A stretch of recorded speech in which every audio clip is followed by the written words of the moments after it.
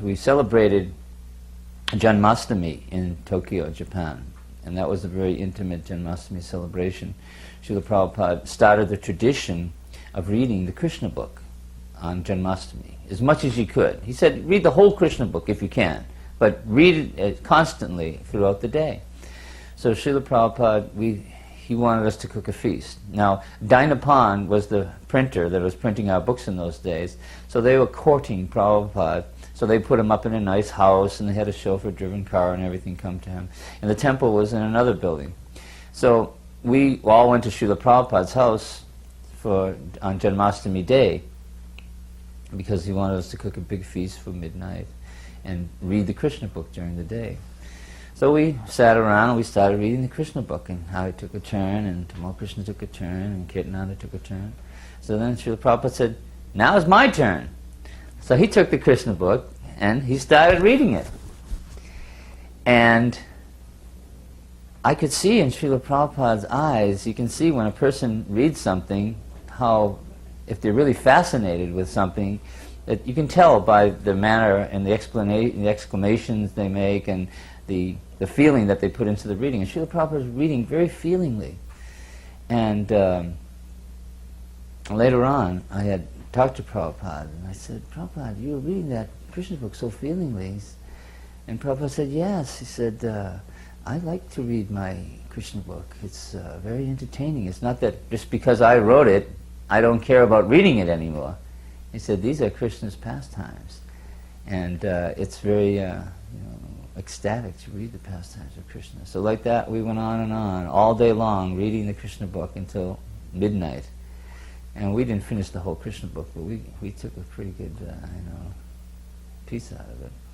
Once, when Prabhupada blasted me, I remember, this was in Vrindavan during Radha Damodar. This was when he spoke from Nectar of Devotion. He had Nectar of Devotion classes every day, every afternoon in the garden.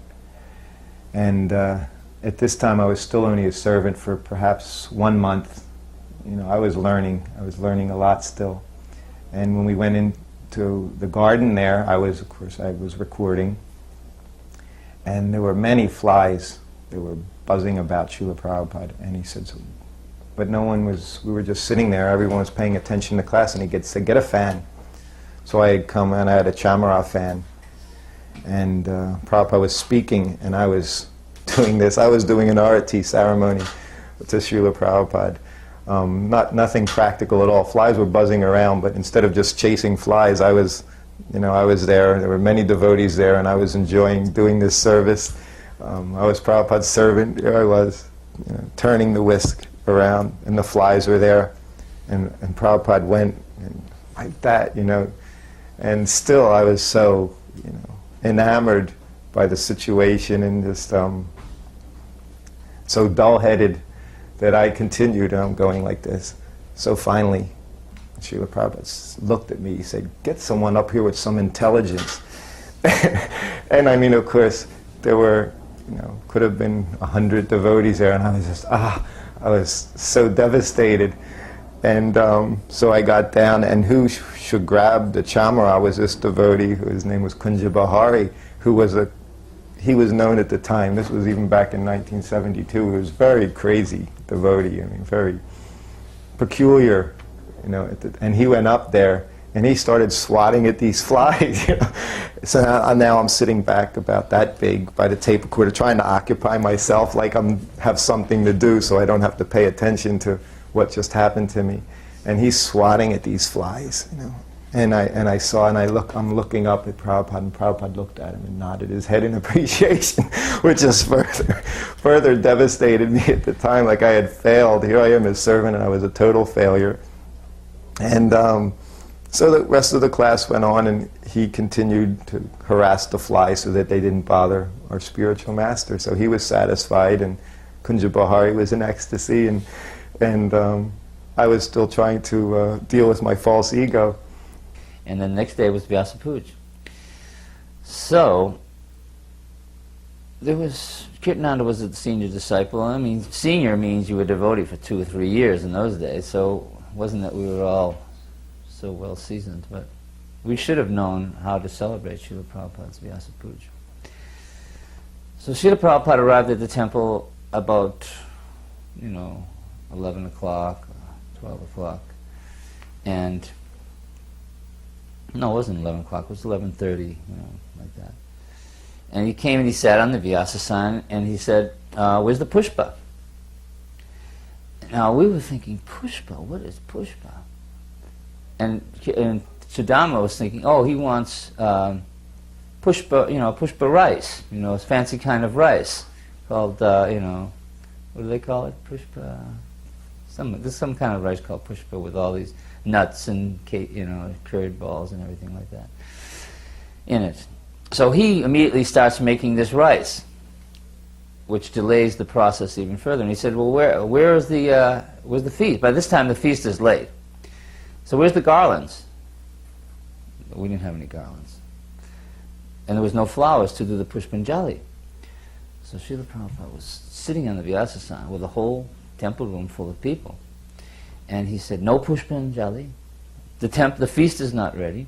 You're not saying the right prayers. There's no garlands for the deities. He said, how is this a Vyasa Puja? This is not the Vyasa Puja. He said, this is a disgrace. And he got up and he walked out the door.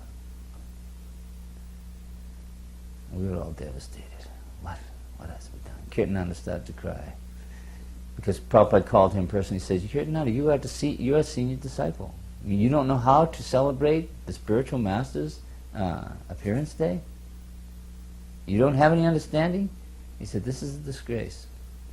He said, tomorrow we will celebrate it properly.